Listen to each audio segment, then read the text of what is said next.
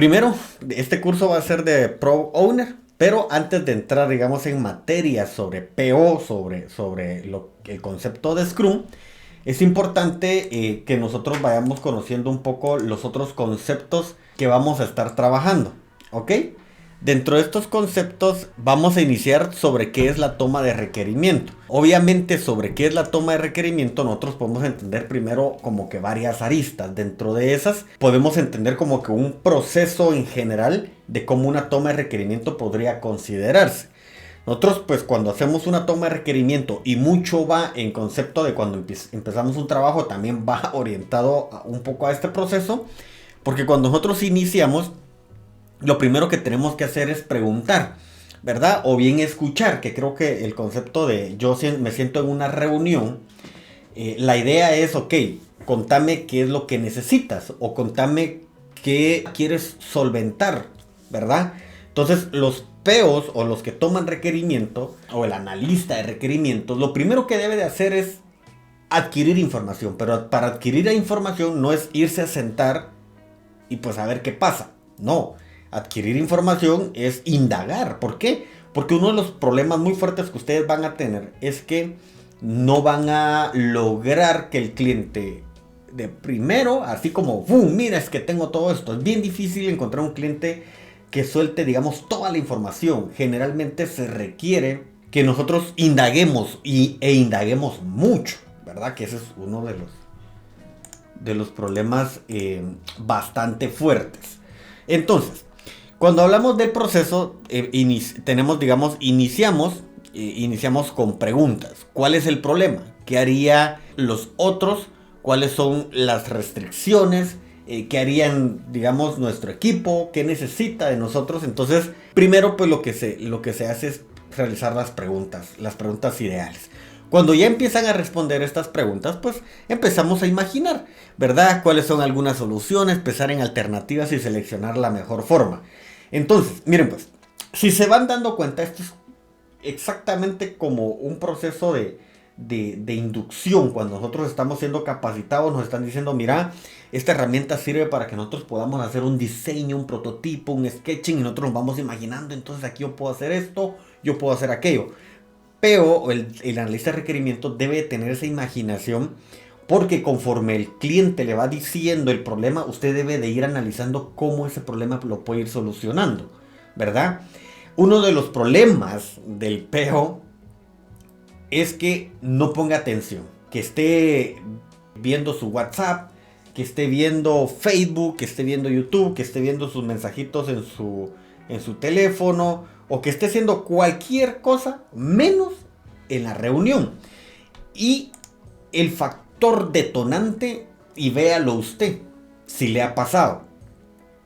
Yo estaba leyendo otro libro bastante interesante, no lo tengo acá, donde se define, digamos, el concepto de una escucha pasiva.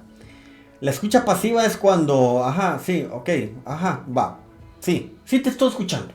O sea, yo estoy haciendo esto, pero te estoy poniendo atención. Eso no es cierto. Usted y yo sabemos que eso no es cierto. O sea, si poniendo atención, yo estoy consciente que poniendo atención, entendemos el 30%, se imaginan no poner atención. O sea, es menos todavía. Entonces, el problema es que el PO no esté atento al requerimiento del cliente, que esté escribiendo, que esté pensando, ¿será que apague la olla de frijoles? Yo creo que dejé la regadera encendida. No sé, son cosas, gajes del día a día, pero usted lo que tiene que hacer es ir a la par de la persona que está exponiendo la necesidad e ir imaginando cómo esto podría funcionar. Ese es el secreto de una toma de requerimiento. Luego, cuando usted ya se empieza a imaginar, viene el concepto de planificación. Aquí es dibujar un diagrama, hacer una lista de lo que es necesario. Aquí es como enfocarnos un poco en la idea, digamos, de cómo lo que el cliente me está diciendo, cómo yo lo imaginé. Obviamente no le puedo decir, hey, ustedes han visto Avatar, la película. O sea, ustedes no pueden venir y decir, hey, conéctate a mi cerebro y checa lo que estoy imaginando. No, hombre, es que este sistema va a quedar pero buenísimo. No, o sea, no tenemos poderes telepáticos como para transmitir por Wi-Fi nuestras ideas. ¿Qué tenemos que hacer? Bajarlas digamos, traducirlas a algo tangible. ¿Y cómo se hace eso? Hacer diagramas. Mira, yo el proceso como te lo entendí es que primero le dan clic al botón A, luego esto levanta un Swift Alert, luego esto tiene que permitir la carga de un documento, estos son los validadores. Entonces, llevarlo a una hoja papel para que, digamos, el cliente lo pueda entender, ¿ya? Por medio de sketching, ¿verdad? Más adelante seguramente ya saben la diferencia entre un prototipo, un sketching, ¿verdad? Entonces, llevarlo a un sketching donde él pueda decir, sí, pues esto es lo que necesito, convertirlo en wireframe, sí, con poco, digamos, diseño, y luego ya un concepto un poco más aterrizado. Entonces, aquí en planificar, pues nosotros ya empezamos a traducirlo a algo muy burgo para que el cliente pueda ver lo que nosotros estamos pensando. Luego de esto, pues es crear. Aquí, pues obviamente agarramos el plan, lo seguimos y empezamos a probar la funcionalidad. Aquí no estamos hablando de desarrollar. Aquí cuando ya probar, pero entonces, mire Héctor, esto de probar es porque ya está, digamos, traducido, desarrollado y el equipo encuentra. No, cuando hablamos de probar es que todo nuestro prototipo debe ser funcional. Ese es el concepto de la creación. Vamos a seguir el plan, vamos a probar la funcionalidad, vamos a crear todo este concepto. Y el concepto de mejora es discutir lo que funciona o lo que no funciona y lo que podría ser mejor, ¿verdad? Para obviamente mejorar el diseño y seguir haciendo pruebas. Entonces, la mejora va en función de, ok, aquí te presento un primer diseño. No, mira, el botón no me queda bien ahí, hay que bajarlo. O sabes que un botón de continuar a la derecha y uno de regresar a la izquierda. Esa es como la idea de lo que podríamos hacer. Ok, entonces mejorémoslo y regresamos otra vez a preguntas. Pero mira, ¿por qué necesitas el botón acá? ¿Qué necesidad cumple esto? ¿De qué color lo vas a requerir? Y este es un proceso que se va a estar, digamos, es un ciclo que va a estar dando vuelta. Entonces, Pablo, si a usted le dicen, mire, yo lo que necesito es un sistema para capturar dónde están mis asesores en la calle, ¿qué preguntaría? Para preguntar los asesores en la calle. Para saber dónde están mis asesores en la calle, ¿qué preguntaría? Dígame 2 preguntas. No sé, no entiendo mucho de qué trata la pregunta. Ok, María de León o Florinda, no sé si ustedes quieren aportar algo. Pero yo estoy en lo mismo que Pablo, tampoco no sé a qué se refiere.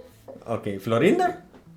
Pues me imagino un poco, no de acuerdo, la pregunta que hizo no estoy de igual manera muy enfocada, pero siento como que si fuera o hacerle la primera pregunta sería, ¿usted desea una aplicación móvil o de escritorio o la aplicación desea utilizar en el teléfono o en una laptop o una PC?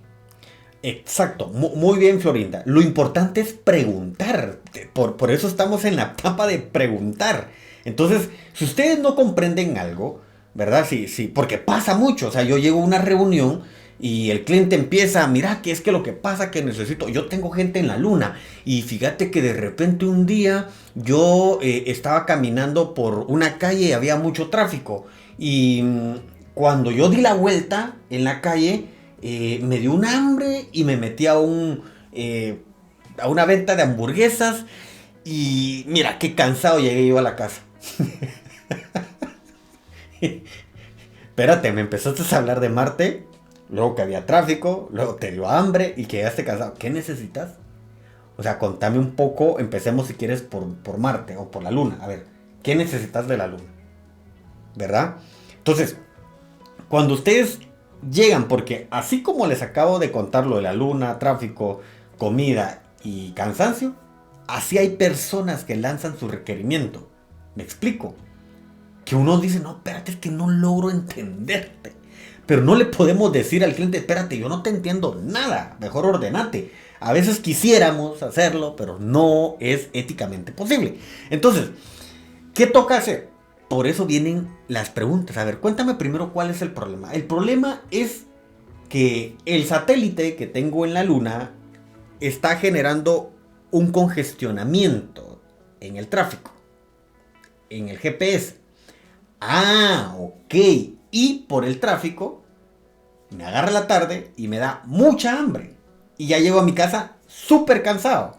Entonces, si se dan cuenta, hacer las preguntas correctas hace que el mismo usuario, o sea, el mismo usuario tiene que ser guiado por nosotros en base a nuestras preguntas.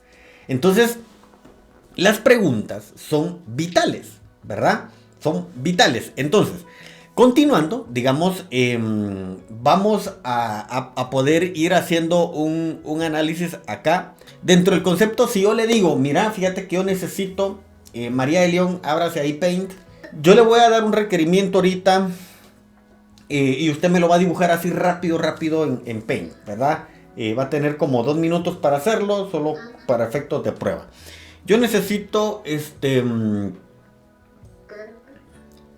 un círculo y un cuadrado y un triángulo. Entonces comparta pantalla. Ya. Ok, entonces en Paint yo necesito tener un cuadrado, un círculo y un triángulo. ¿Sí? Ese es mi requerimiento. ¿Sí? Ese es mi requerimiento.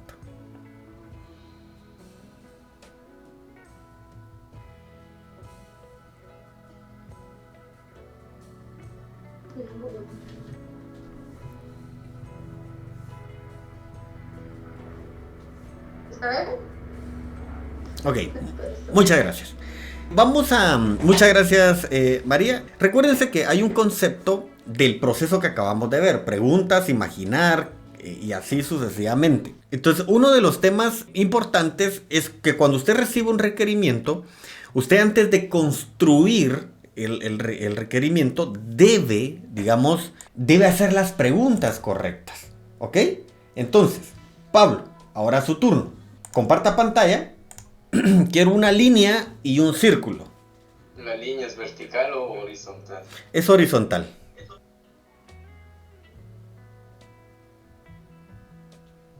Ok, perfecto. Gracias. Ahora Florinda, comparta pantalla. Lo que quiero yo es un círculo y un rombo. Creo que se llama rombo, ¿no? O pasé de noche. Geometría. Excelente, muchas gracias. Perfecto. Ok. Ahora voy a compartir pantalla yo. Muchas gracias a los tres. Listo, ingeniero. Muchas gracias. Bueno, entonces miren pues, este proceso, por muy general que esté, nos dice mucho. ¿Ok? Hacer las preguntas correctas. ¿Ya? Vamos a aprender. Y dentro del aprendizaje, Micaela y Gabriela, ¿qué preguntas hubieran hecho ustedes con los 3 requerimientos que hice? De primero, sería preguntar la ubicación, en dónde se ubica cada figura, el tamaño, y más que todo si hay que diferenciarlo por colores. Muy bien, Micaela. Gabriela. También las mismas que hizo Micaela, pero algunas podrían ser el tamaño o el grosor de las líneas, si necesitaban que las líneas fueran así consecutivas o fueran, no sé cómo se llama, así que tengan espacio, estén como un espacio. También si necesitaban que tuviera un color o que fueran 3D o que tuvieran sombra o cosas así. Ok, gracias, Gabriela. Hay un concepto pensando en todo esto, porque imagínense, en algún punto hacer muchas preguntas llega a ser hasta como un poco cansado. Color, grosor, ubicación, tamaño, si va a tener un borde continuo o no, si va a tener un background de color, entonces, que son importantes, sí, pero muchas veces hay un concepto que nos ayuda a entender mucho más y esto nos puede servir a nosotros para asesorar al cliente, y es preguntar, a ver, ¿cuál es tu objetivo?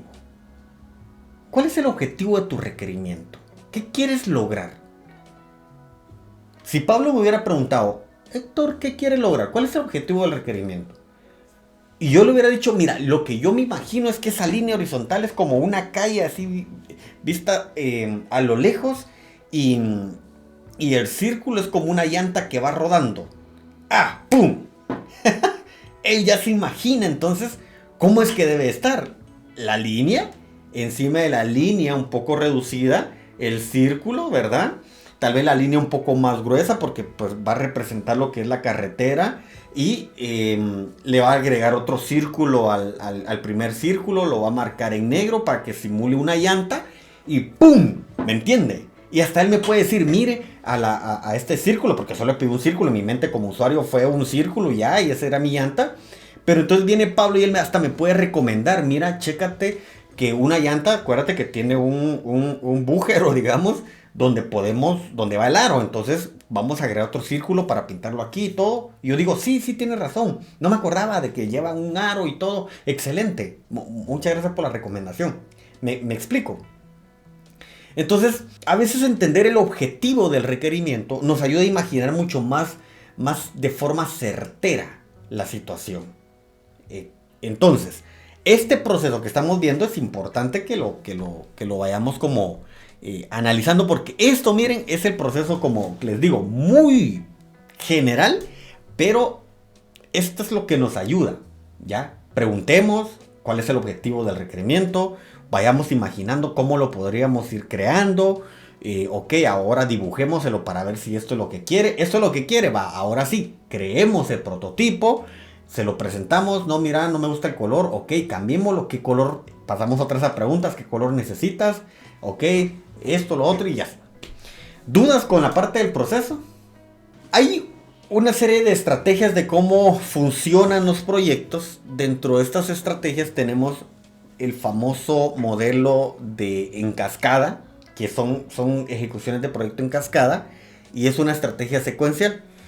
Esta estrategia secuencial en cascada dice que ninguna actividad puede ejecutarse si la anterior no se ha finalizado. Y ninguna actividad puede cerrarse, ¿verdad? Hasta que no esté al 100% finalizada. ¿Y qué decía este modelo en cascada? Primero vamos a planificar. Ok, el cliente dice que quiere un sistema para monitorear a su equipo en campo. Ok, planifiquemos. Planifiquemos cuándo nos vamos a reunir. Planifiquemos qué vamos a hacer. Planifiquemos qué personas van a estar involucradas. Vamos a armar estrategias de cuándo nos vamos a estar reuniendo para toma de requerimientos, revisión, entrega y todo esto.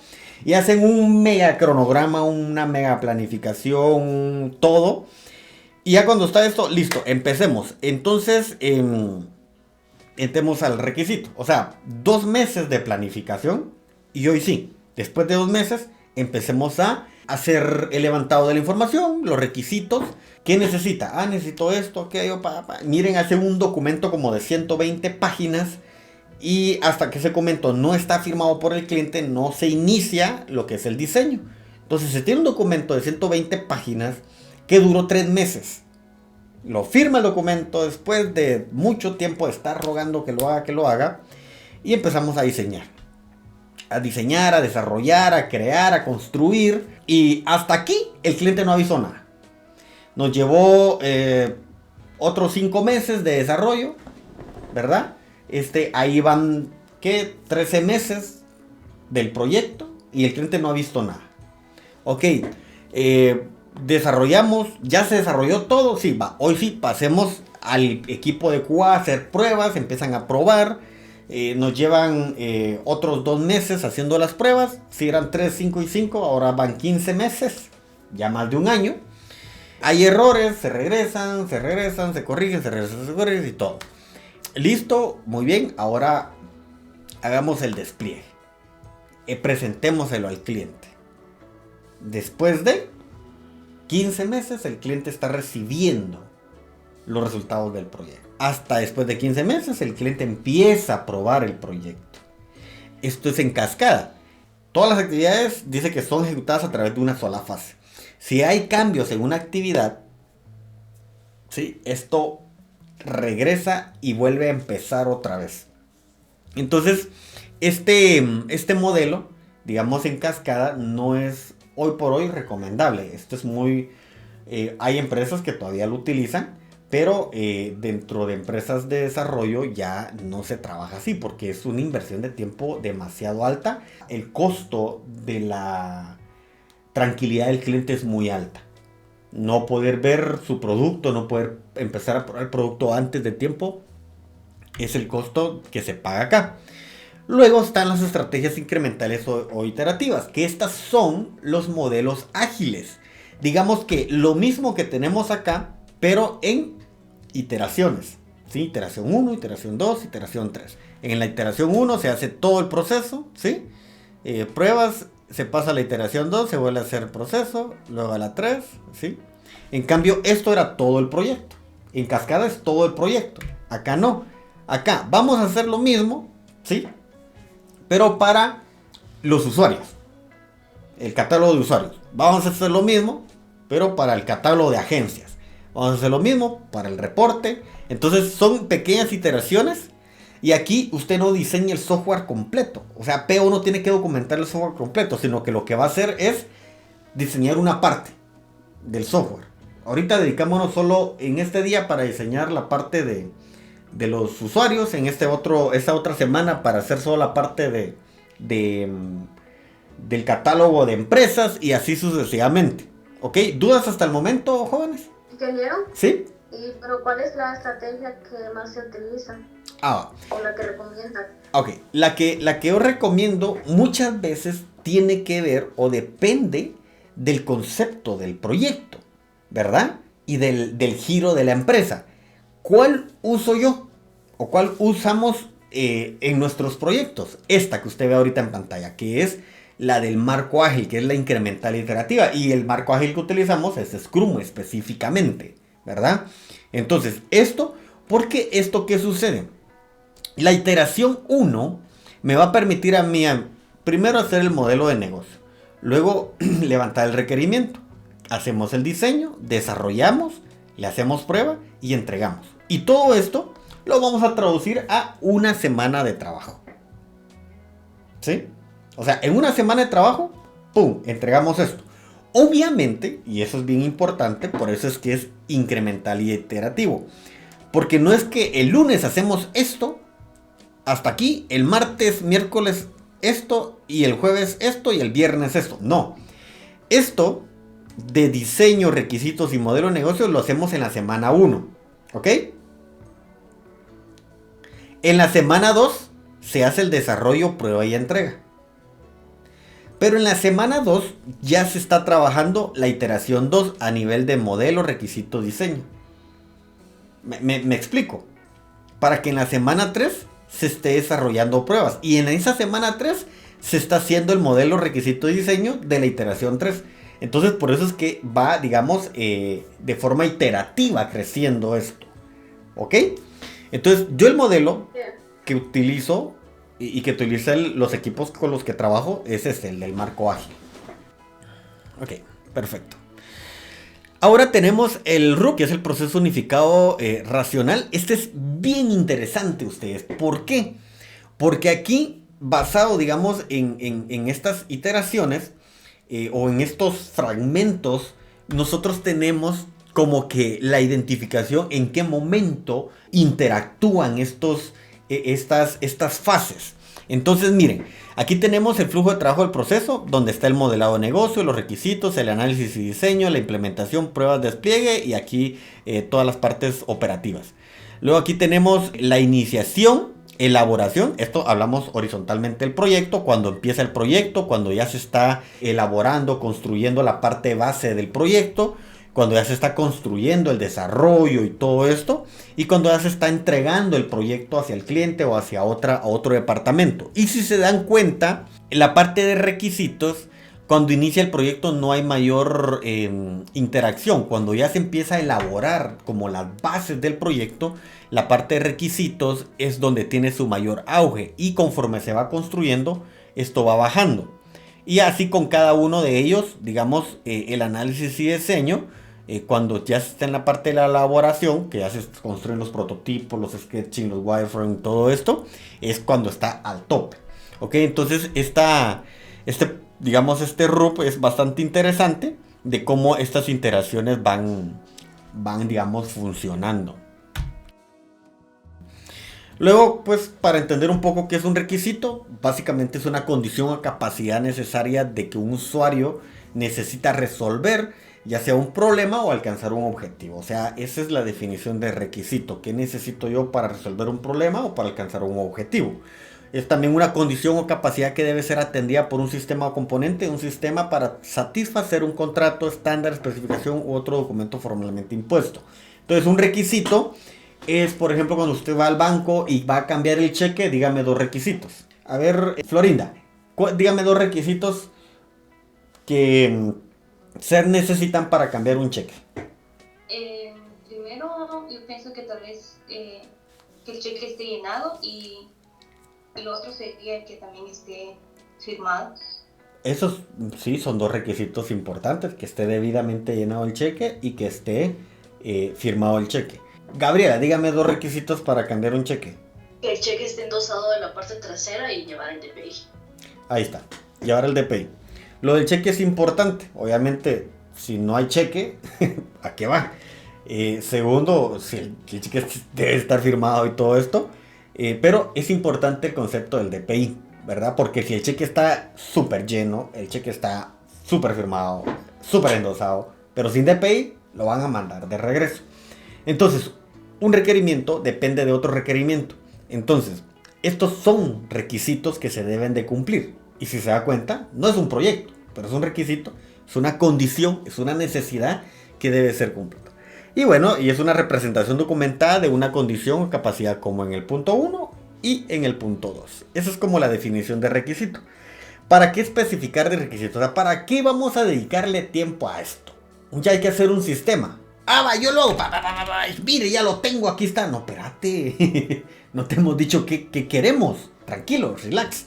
Entonces, ¿qué sucede con todo esto? Muchas veces ignoramos el concepto de requisitos. Yo les decía la vez pasada que las empresas, digamos, se enfocan mucho en que sí, el equipo de desarrollo es la octava maravilla, lo mejor de lo mejor, esto y lo otro, pero yo he identificado más potencial en PO y en QA de la misma magnitud que la tiene el equipo de desarrollo. O sea, PO, QA, desarrollo, para mí están al mismo nivel. Porque desarrollo no puede hacer nada si PO no lo diseñó bien. QA no puede probar si desarrollo no lo entregó bien. Y yo no me puedo sentir tranquilo como jefe de proyecto si QA no me garantiza que está bien probado, ¿verdad? Entonces, ¿por qué especificar requisitos? Primero, el cliente, si ustedes ven en la gráfica, el cliente tiene una necesidad. Esta va a caer a diferentes procesos del proyecto. Cuando cae a la gerencia de proyectos, pues ellos hacen un plan del proyecto, hacen un monitoreo, definen el alcance, presentan un presupuesto y brindan un plazo. Eso lo hace la gerencia de proyectos. ¿Qué pasa con análisis y diseño cuando cae la necesidad del cliente? En análisis y diseño se hace toda la arquitectura del proyecto, ¿sí? Todo el tema, el concepto de los requisitos y todo. En el equipo de implementación, pues hacen el diseño de base de datos, hacen el diseño del desarrollo del behind code, API, tecnología que vamos a utilizar. Cuando hacemos el despliegue, pues ya entregamos material de formación de soporte del usuario, manuales de usuario, manuales técnicos, manuales de instalación, ¿verdad? Y mucho más material. Entonces esto ya cuando entregamos el software, aquí está, te capacitamos, te entregamos y todo eso. Ya en la medición y análisis hacemos estimaciones y mediciones, ver cómo se está comportando el software. Mira, tú me habías dicho que tenías 50 usuarios, resulta que ahorita tienes 2000 usuarios conectados. Vamos a ver cómo se está comportando el sistema, qué tan lento está, hacer un tuning a la base de datos, un hardening a los servidores, porque resulta que se nos olvidó ponerle seguridad y todo esto. Y luego pues pruebas, hacer un caso de prueba, hacer un proceso ahí de prueba. Entonces todo esto nace de una necesidad del cliente y este es un requisito. Nosotros debemos de hacer ese levantado de requisitos. ¿Para qué? Para luego darle un acuerdo sobre la entrega al cliente. Entonces el equipo, digamos, que se define o se caracteriza por todas estas cualidades o todo este concepto, nos permite a nosotros poder hacer ese levantado y convertir el concepto de los requisitos en algo sumamente importante. Perfecto. ¿Para qué especificar requisitos? Bueno, El enfoque debe estar siempre con el cliente. Nuestro enfoque debe estar siempre con el cliente. Luego, las especificaciones de requisitos deben usar un lenguaje de negocio del cliente, no de tecnología o desarrollo. A ver, Pablo, explíqueme la diferencia entre la memoria RAM y la memoria ROM. Pues la RAM es, bueno, digamos que la capacidad de que sea la compu, y la ROM es el almacenamiento. Ok, perfecto. Ahora bien, cuando nosotros hacemos una especificación de requisitos, no debemos de especificarlo en función de un lenguaje técnico, sino que lo debemos de hacer en función de un lenguaje de negocio, del cliente. Si yo lo que quiero decirle al cliente es que su computadora no tiene memoria RAM, él no va a entender qué es RAM. O sea, la marca de carros esta, ¿no? Entonces, ¿qué es RAM? ¿Qué es ROM? ROM nunca la había escuchado. Entonces nosotros debemos de traducir todo este concepto técnico a un lenguaje más aterrizado, que el cliente lo entienda. Muchas veces hasta es más fácil decirle, mira, tu capacidad de pensar, ¿sí? Ya como que te estresaste, te aturdiste, ya no te cerraste, choqueas, ya no entendés lo que necesitas hacer. O sea, te tupiste. Eso le pasó a tu compu. Dejó de pensar, ¿verdad? Ya se llenó tu disco duro porque la memoria ROM es que lo otro, que los gigabytes, los terabytes, todo esto. Hazte de cuenta que comiste mucho, ¿sí? Hasta saciarte, te llenaste, ya no te cabe nada más. Eso le pasó a tu compu. Mucha gente así entiende, ¿me entiende? Entonces, cuando nosotros hagamos especificaciones de los requisitos, debe de ser en función de un lenguaje no técnico. Y aquí hay dos notas. Un error común es elaborar las especificaciones de requisitos teniendo en mente el equipo de desarrollo como su único lector. ¡Pum! Error. Es que este documento es técnico, lo vamos a hacer para el equipo de desarrollo. Y lo vamos a hacer para ellos, y ya. Error. No. Porque también lo va a leer un gerente. Y generalmente los gerentes no son técnicos. Lo va a leer un cliente. El cliente no es técnico. Lo va a autorizar el área de negocio. El área de negocio no sabe si la IP, el PIN, el telnet, el puerto, el protocolo. Él no entiende nada de eso. Y él va a decir, espérate, yo no entiendo nada, no lo puedo autorizar si no lo entiendo. Y lo otro es que no todas las necesidades de información del equipo serán cubiertas por el documento de requisitos. Para eso se puede desarrollar documentos más técnicos. ¿Esto qué significa? Hacemos un documento en donde vamos a instalar un sistema, pero resulta que necesitamos agregar la infraestructura, los requerimientos técnicos, los diagramas de conectividad. Entonces dice que no todas las necesidades de información del equipo serán cubiertas por el documento de requisitos. O sea, en el documento de requisitos yo me voy a enfocar en levantar las necesidades del cliente. Pero el equipo de desarrollo va a decir, pero no necesito que el cliente sepa qué tiene que entregar. Yo necesito que el cliente sepa qué servidores me tiene que comprar. Entonces lo que hacemos es, ¡pum! Mejor, ¿sabes qué? Yo agrego un anexo, otro documento donde están documentos de especificaciones técnicas de infraestructura y listo. Y no mezclo peras con papas. No sé si así es el dicho. Entonces, para esto mejor desarrollamos un documento técnico diferente. Consideraciones en la toma de requerimientos o de requisitos. Un error pensar que cuanto más detallada está la especificación de requisitos será mejor. Demasiado detalle puede ser un elemento paralizante del proyecto. ¿Ustedes sabían que el mayor enemigo de un proyecto es la perfección? ¿Sí? Un proyecto perfecto lleva un proyecto al nunca jamás, al infinito y más allá. O sea, se muere en el tiempo. No, es que ahora movelo aquí. Mira, es que fíjate que no cuadra lo de arriba con lo de abajo. O sea, sí hay que ser perfectos, pero para eso existen fases. Lo recomendable es, ok, salgamos con el requerimiento puntual y luego, si querés, implementamos una segunda fase que van a ser mejoras, adecuaciones o lo que cae. Pero salgamos con el proyecto, porque lo importante es salir con el proyecto ya en un ambiente productivo. La documentación no reemplaza la comunicación entre las partes. Uno de los errores más grandes es que la gente dice, hey, pero en el documento lo decía. ¿Lo leíste o no lo leíste? Que no me puedes decir que no te lo entregué, porque revisa el documento. Esto no es correcto si nosotros nunca se lo hicimos ver. Esto es como Esto es como las letras chiquitas de los contratos, ¿va? Ustedes. Lo mejor es que no lo vea, para no explicarlo. Entonces, si usted manda un acuerdo y no se lo dice a la persona, o sea, y él, es problema de él que no lo leyó, pero seamos honestos. ¿Quién lee tantas páginas de un documento? Difícilmente, aunque una persona lo lea, no lo va a entender, no lo va a comprender por mucha información. Entonces, lo ideal es que saquen los temas puntuales y le digan, mira, en el documento hay una cláusula que dice que ustedes, si no le dan seguimiento al proyecto por 2 semanas consecutivas, el equipo de desarrollo detiene el proyecto y no continúa. Estaba ahí, yo te lo expliqué. Ok, o sea, no puedes decir que nunca lo supiste. Entonces la documentación no reemplaza la comunicación entre las partes. Cuanto mayor es la confianza entre las partes, más simple puede ser este contrato y viceversa. Uno de los problemas que tiene el equipo, o puede tener el equipo de PO, o el equipo que implementa proyectos, es que se peleen con el cliente ustedes.